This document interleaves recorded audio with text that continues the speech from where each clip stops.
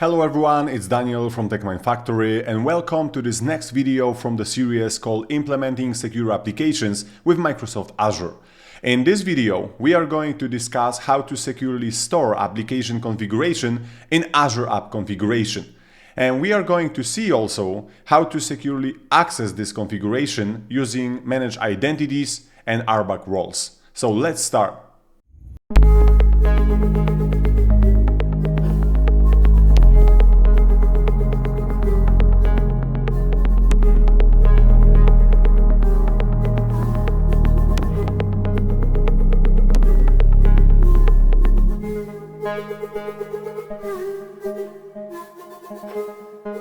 Let's start with the solution architecture diagram. So in this video, we are going to focus on securely accessing configuration that is stored in the Azure App Configuration service from Document API and File Upload API, and both of those APIs are hosted using Azure Containers apps. In the previous video, we talked about securely accessing Azure Key Vault, and some of those concepts will be covered here as well when it comes to connecting to Azure services using Managed Identities and RBAC. So if you didn't watch my previous video about accessing Azure Key Vault, I strongly recommend watching the previous video before watching this one. Perfect. So in this video, we will see how to securely connect to Azure App Configuration service. So what is it? Like Azure App Configuration. So it's used to centrally manage and streamline application settings and feature flags. So with this service, you can avoid the situation where you store your application configuration in many different places, like environment variables in Azure Web Apps, in Azure Containers Apps, in Azure Functions.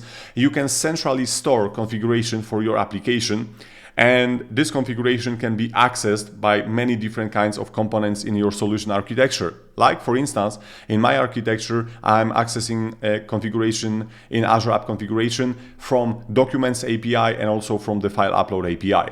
And it makes it easier to configure and update applications without changing the source code. So you don't have to redeploy your source code every time you want to modify any of those parameters. It's better to store them in Azure App Configuration and then access those parameters securely from your app code. Perfect. So again, let's talk about some concrete examples. So we have Azure Containers apps here and our APIs are hosted there. And we would like to access Azure App Configuration securely, again, without storing any connection strings, keys in our source code. So in exactly the same way as we did it for Azure Key Vault, we will do it here. So actually we have Managed Identity that is assigned to Azure Container App, and this Managed Identity has App Configuration Data Reader RBAC role assigned. So with this role, Azure Container App will be able to securely access Azure App Configuration service and all the parameters that are stored there. And again, as in the previous video where we described accessing securely Azure Key Vault, there is a question, what about local development? So that's why I mentioned that it's great that you watch the previous video, because the concept is exactly the same. So to access Azure App Configuration from the local development machine, we can use our developer account that we signed in to Visual Studio. And this developer account has to be obviously in Microsoft Entra ID that is used to secure our Azure subscription where we created our Azure resources. So I will describe it in a minute. So let's start with Azure Portal to see how to configure, manage identity, and also assign specific Azure RBAC role. And then we will see the source code, and also we will discover how to work with Azure App Configuration from the local development environment. So let's see it in action. So here is the Azure portal with all the resources created for this solution architecture. I have my Azure Containers apps created here together with Document API hosted, as you can see here. And there is Azure App Configuration service created. So now we will see how to actually access this Azure App Configuration securely when our application is hosted in the Microsoft Azure cloud. So let me start with Azure Container App here actually. So as we can see under settings and identity, again, I have user assigned managed identity assigned to this Azure Container App. So this managed identity was created before. If you didn't watch my previous videos, please do it. So I have this managed identity created assigned to this container app. And now if I open Azure App Configuration service, you can see that under Configuration Explorer, I have all those parameters that are used by my application hosted in the Microsoft Azure cloud. And please note that some of those parameters are, basically the hard-coded values here stored in the Azure App Configuration. They are just text values, but also you can see that I have references to secrets in the Azure Key Vault. Okay, so for instance here for document API config for app secret to connect securely to the Microsoft Graph API, I have this app secret stored in the Azure Key Vault. And obviously the same is here for document intelligence service for the access key. I have it in the Azure Key Vault. There is this icon, so I have this reference to the secret in Azure Key Vault. So that's why in the previous video I mentioned that it's pretty cool to use Azure App Configuration together with Azure Key Vault, because then you can easily, create those references, and then from the application source code using a specific NuGet package, which I will describe in a minute, you can easily access both, like parameters in Azure App Configuration and also secrets in the Azure Key Vault. So now when we open access control here and we open role assignments, we can see that I've already assigned a specific RBAC role to my managed identity, user assigned managed identity that is used with my Azure container app. So for this managed identity, I assigned app configuration data reader. So with this RBAC role, I will be able to securely access all the parameters from Azure App Configuration actually, which is pretty cool. So I have my assignment done here. To do this assignment, I have to click Add Role Assignment, and then obviously we have to select the specific role here, and then under Members we have to select Manage Identity, in this case User Assigned Manage Identity. So then we will be able to securely connect to this service. And now, before I will jump into the Visual Studio, as we are here on this tab, I want to also mention one thing when it comes to local development environment and accessing Azure App Configuration from the Visual Studio actually. So in the Visual Studio, you use your developer account. I mean, you have to sign into Visual Studio, and obviously this developer account is created and stored in Microsoft Entra ID, which is used to secure your Azure cloud subscription. And because of the fact that you have your account in Microsoft Entra ID, you can also assign RBAC roles to this developer account.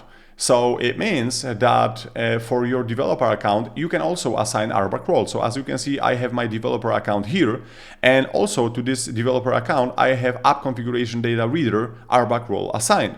So it means that I will be able to use my local account, developer account, to access this Azure App Configuration in the Azure cloud. Obviously, I will explain how it works in the Visual Studio, but the thing is that, as you can see, I can assign RBAC roles to also developer accounts. And I mentioned that in the previous video, but the thing is that obviously in the real world scenario, you don't want to assign RBAC roles to each developer account. The better solution is to assign role to security groups in Microsoft Entra ID. So here under Members tab, you can select user, group, or service principal. So you can actually assign RBAC roles to security groups in Microsoft Entra ID. So in the real world scenario, what you can do, and that's what I explained in the previous video also, so I recommend watching it. You can create security group in the Microsoft Entra ID. You can add members to this security group, like your developers from your team. And then instead of assigning RBAC role to each developer account, you can assign RBAC role directly to the security group. And then every person in this security group will derive those roles you assign. And I also mentioned that this feature is not available in the free instance of Microsoft Entra ID. It's available in either P1 or P2. So it's not available in the free version. That's very important to be mentioned. Okay, now let me show you what's going on in the source code and in the Visual Studio. Okay, so here is the Visual Studio and Document API project. So let me start with the NuGet package I'm using here. So under Install tab, you can see that I have this package called Microsoft.Azure.AppConfiguration.ASP.NET Core. This package makes it super easy to integrate with Azure App Configuration and also with Azure Key Vault, because it has extension method, which I will show you. And the second NuGet package that I'm using is transitive package, which is also used by other packages, is Azure.identity. With this package, I will be able to leverage managed identities in my source code. So now, let's open App Configuration Service Collection Extensions method and add App Configuration method. So this method is executed when I'm starting my application, and this method is responsible for loading all the configuration from Azure App Configuration and also loading secrets from Azure Key Vault. So as you can see, I have debug mode and release mode, and let's discuss what's happening when I'm using this source code locally, when I'm working from Visual Studio. So first of all, as you can see, obviously I have to provide the endpoint of my Azure App Configuration. It's mandatory because we need to know to which Azure App Configuration service we want to connect to retrieve parameters for our application. And then, as you can see, I have a default Azure credential instance created here. I called it local deliverable identity. Sorry. And with this identity, I will be able to use add Azure App Configuration extension method, which is provided by NuGet package I showed you, and also configure Key Vault method. So let's explain what's happening here. So in the add Azure App Configuration method, I'm passing the endpoint for my Azure App Configuration service and also local developer identity here. And I use the same for configure Key Vault. I'm also passing my managed identity for Key Vault. And you can ask, okay, so what's going on here actually? So the thing is that with this piece of code, you can access both Azure App Configuration and secrets in Azure Key Vault, because as you remember, I mentioned that I have those references in the Azure App Configuration to Key Vault secrets, but still I need to have RBAC role assigned to Azure Key Vault and Azure App Configuration for both services actually. So as you remember in the previous video, if you didn't watch it, please do it. I explained how to set access to Azure Key Vault, and now I also have access to Azure App Configuration. So now you can ask, okay, Daniel, but what about this local deliverable identity? Like how it's configured actually, what's going on here? So in the Visual Studio, you have to be signed in here, okay? So I'm signed in with my developer account, which is also account in Microsoft Entra ID, which is used to secure access to my Azure subscription, where I have all those resources. So because of the fact that I'm signed in here, I can also decide to which Azure subscriptions I want to connect. How to do it? So under Tools, you select Options. And as you can see, under Azure Service Authentication tab, you have Account Selection. So here, if you are not authenticated, you will have to authenticate with your developer account that you use to access Azure Portal and Azure Resources. And then you will be able to use your developer account to access Azure services securely without any using connection strings, secrets, and so on. So it's very important here, you will have to sign in. You can select Azure subscription. Once you are authenticated here, nothing else is needed. You can just use this piece of code, pass this local deliverable identity here, and you will be able to load configuration from both services like Azure App Configuration and also secrets from Azure Key Vault. And now, if I switch to release mode, you can see that this piece of code will be executed. And obviously this source code is executed when we deploy our application to the Azure cloud. So in this specific scenario, instead of using my local developer account, obviously there is no developer account in the cloud, I have to use managed identity in the cloud. So in this specific scenario, as you remember, I created user assigned managed identity and I assigned it to my Azure Container App. So here I have to pass information about the client ID of the user assigned managed identity I created and assigned to Azure Container App. And once I provide it, I'm passing this client ID of managed identity to managed identity credential instance. So as you can see, the source code is exactly the same as above, but instead of providing local developer identity, here I'm providing actually the client ID of the user assigned managed identity used with Azure Container App. And then, because of the fact that we assign RBAC roles to user assigned managed identity to make it possible to access Azure Key Vault and Azure App Configuration, we will be able to load configuration once our application is deployed to the Azure cloud. That's it for this video. Thank you so much for watching. I hope you found it interesting and helpful. In the next video, we are going to talk about securing access to APIs behind the Azure API management. So I hope to see you in the next video.